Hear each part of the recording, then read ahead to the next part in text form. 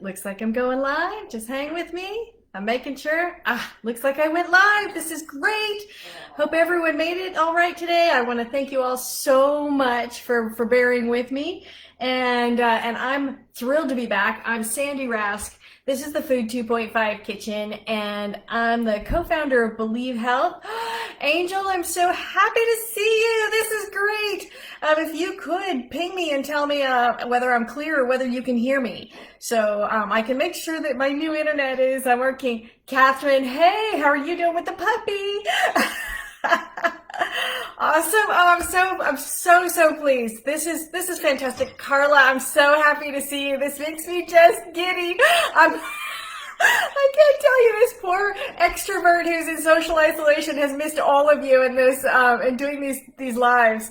So I'm just absolutely thrilled to be back and doing a cooking live. We've got some interesting stuff today. I'm gonna do a coconut curry, but I have to tell you, I've had to make some swaps. As you know, this is the Food 2.5 Kitchen is my kitchen.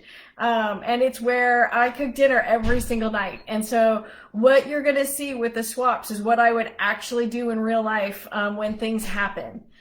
So today's coconut curry was supposed to have chicken in it. And I got a brown paper package from Whole Foods a couple of days ago. And I knew I was a couple of days out. So I just took that brown package and put it in the freezer. And then today, when I took it out to defrost to make our chicken coconut curry, turns out it's a mystery steak. I have no idea what it is. It said chicken thighs on the outside of it.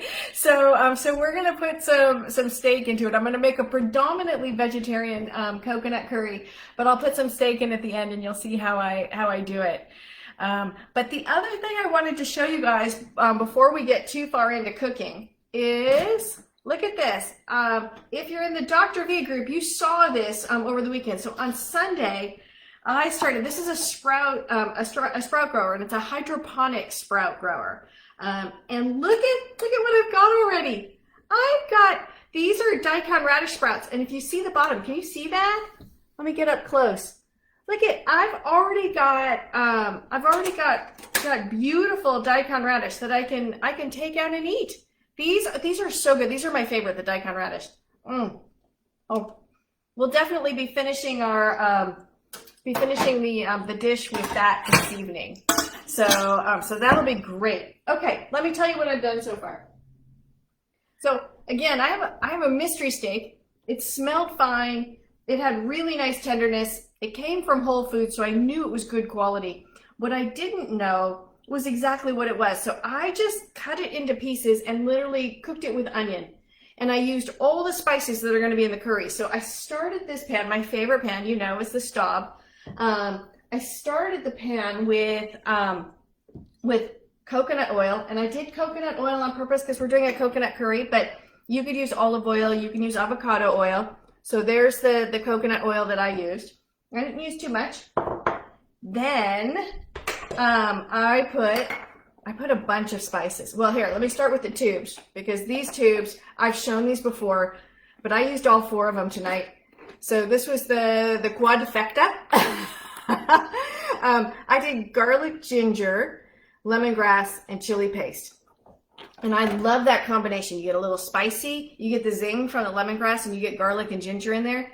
And what I love about that paste is that it's a perfect midweek hack, because I just don't have time during the week to actually, peel and chop and grate and do everything to fresh spices, although I do love them.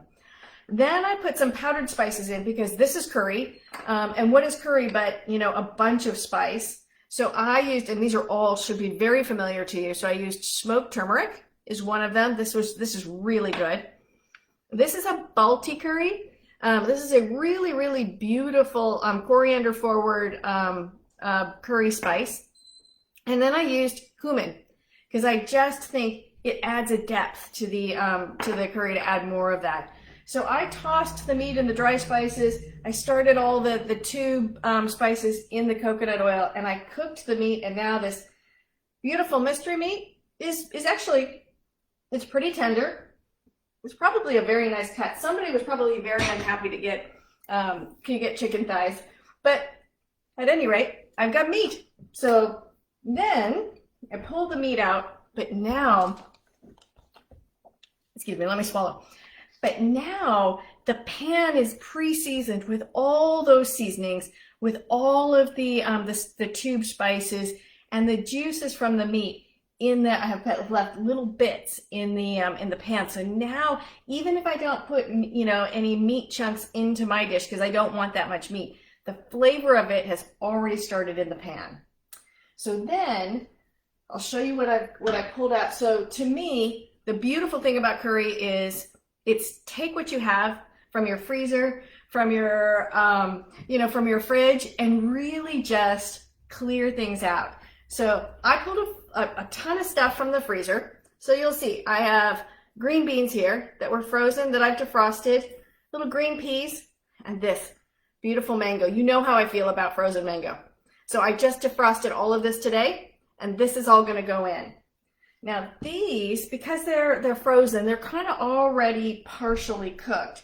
So they're not going to take long. So I have to get into the pan the things that are going to take longer. That's the only thing you have to do when you're making a curry, is make sure that you get the long cooking stuff into the pan before you put the short cooking stuff.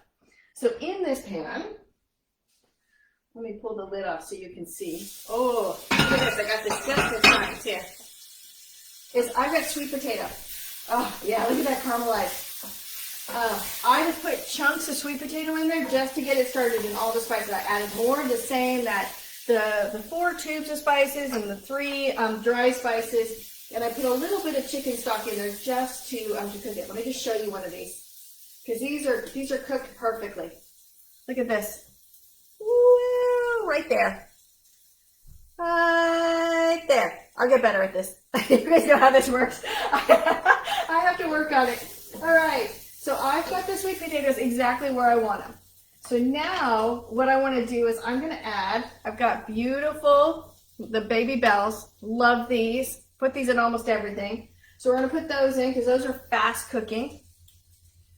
Then what we're going to do is put in all the veggies and the fruit that are fast cooking. Get that going. Get it all mixed in so it gets some of the spice from the bottom. Oh my gosh. Look at this. This doesn't even need meat. This is so pretty. Let's see if I can pull you in tighter to see this. I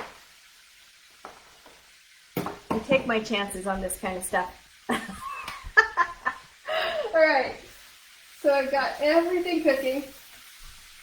Let me look at see how we're doing. Oh, fantastic. I love having all of you on here. All right. So then, those are cooking. Then you'll see this one. Let me put this one up there. And this is the way I love to eat, especially weeknights. So once we've got the curry made, then we're going to top it. And in my family, I've got some lovers and haters of cilantro. Some people say it tastes like soap, so I don't force anybody in the household to have cilantro, but I love it. So as soon as it's done, I'm going to take a big handful of this and put it in. I started the vegetables with a bunch of these scallions. So I'm just going to repeat and put some of them raw on the top because they'll be good. I've got a few cashews there just for a little bit of crunch. You could do cashews. Traditionally, there's peanuts, but I had cashews in the house, so we did that. And then I've got some green peppers. These are little jalapeno peppers, and they'll just go on the top for a little bit of heat. And I have a few of these micro arugula greens, the microgreens that are left. That I'm like, you know what? Let's just put that on top too. So vegetables look great. So now it's time. Let's see how the. I want to adjust the spice just a little bit. I'm going to put more cumin. And we're going to spin this and let it cook on the oil underneath. I'm going to put a little bit more of the curry.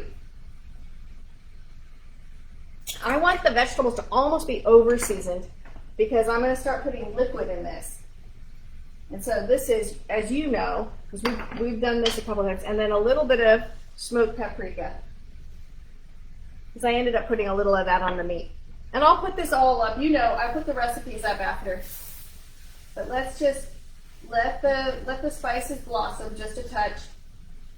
Oh my gosh. This is going to be so good.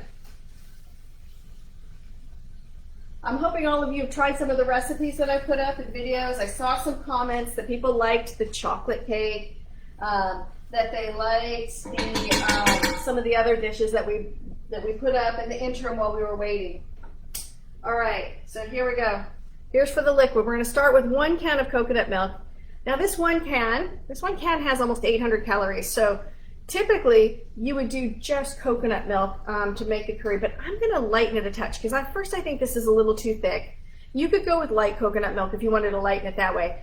But I like to keep only 1 kind of coconut milk in the house, and I use this for desserts. So I buy the regular fat coconut milk and then do 50-50 with the coconut milk and chicken broth so that I can lighten it up.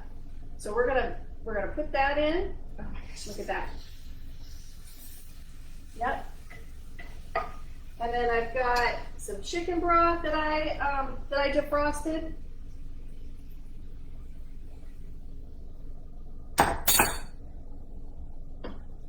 We're gonna bring this up to a boil. Now you have a couple of choices at this point. We're almost done. I mean, it's just crazy how fast this goes. What I'm going to add to this at this point is you could do a couple of things. One is you could take some of the liquid and the vegetables out, puree it, and put it back in to kind of thicken that sauce. Your other option is to put something in like cornstarch or arrowroot. I happen to like arrowroot, so I'm going to get arrowroot out and put a couple tablespoons in. Let's just see.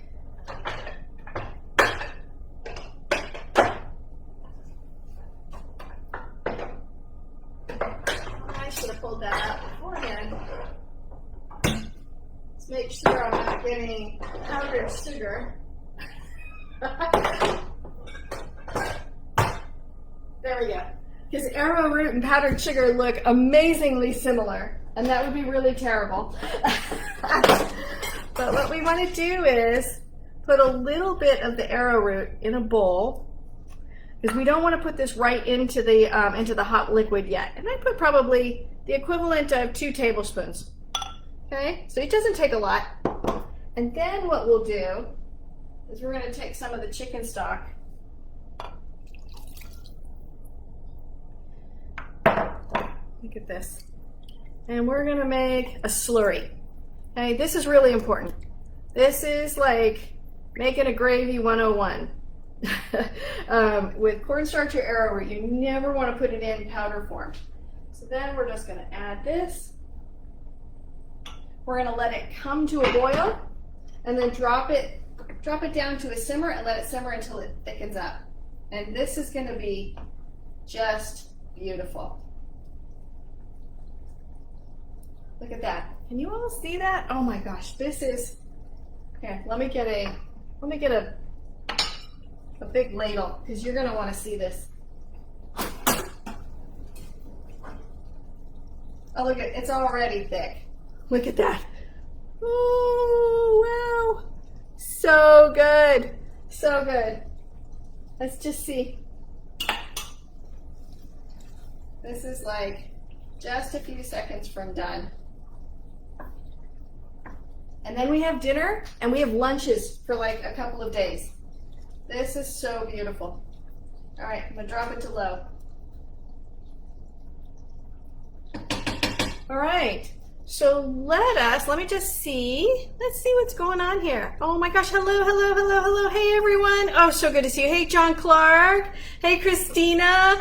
Eileen Fry. So good to see you guys. Oh, I missed you all so much.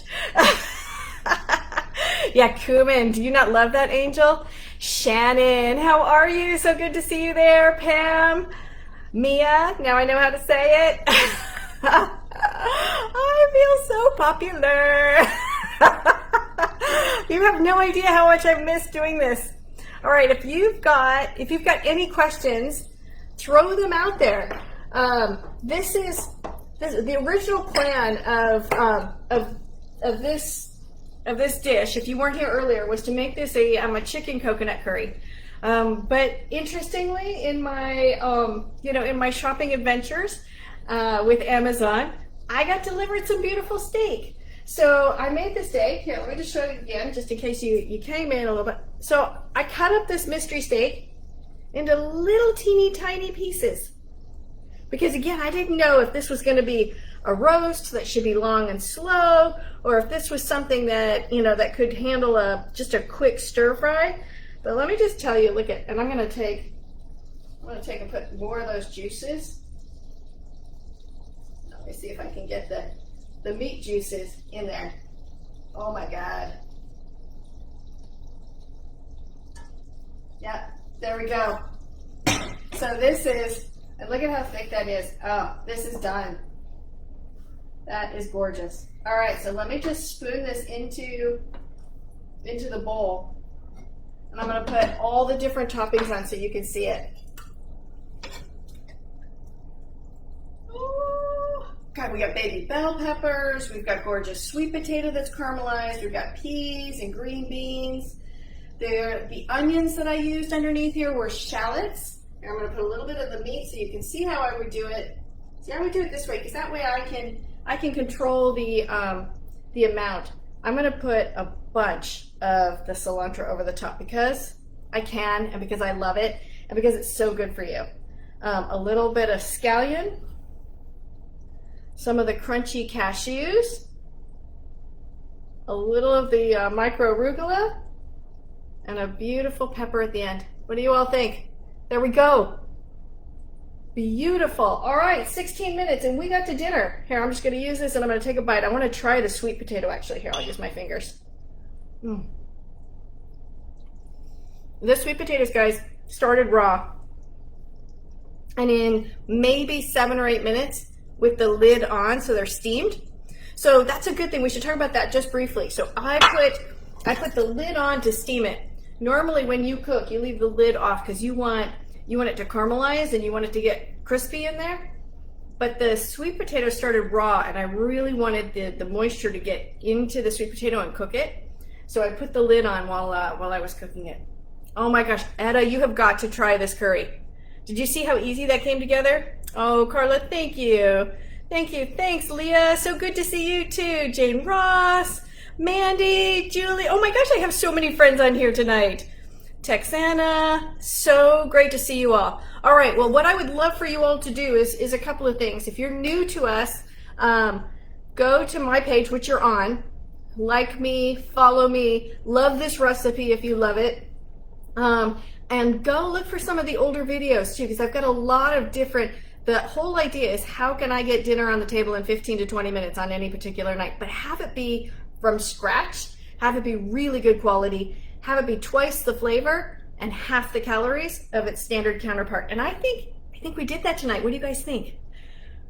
Oh, beautiful. All right, well, that's it for me tonight. I'm Sandy Ross. This is the Food 2.5 program, and come on back. We've got, coming up, we've got cauliflower mushroom tacos, which are gonna be dynamite and come together just as quickly.